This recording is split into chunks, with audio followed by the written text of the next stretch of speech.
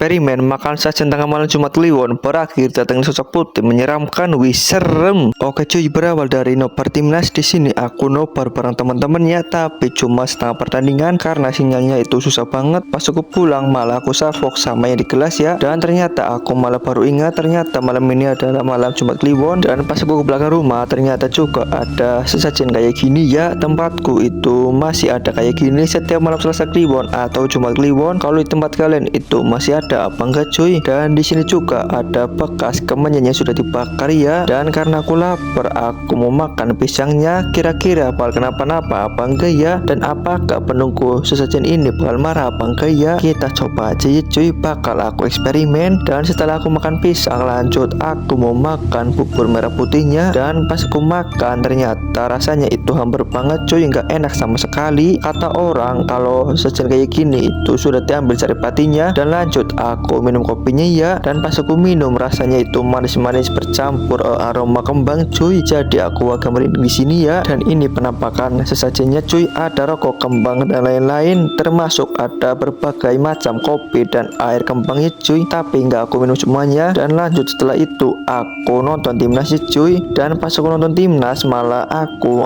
dengar ada suara aneh di depan rumahku ya. Di depan rumahku itu kebun pisang dan kebun singkongnya cuy. Dan di belakang rumahku adalah kuburan cuma berjarak 20 meteran. Dan di sini aku penasaran kira-kira tadi suara apa. Jadi di sini aku ambil senter ya cuy. Dan pas aku senter ternyata aku malah melihat penampakan putih-putih kayak gini. Kira-kira itu apa ya? Di sini aku langsung takutan, langsung lari.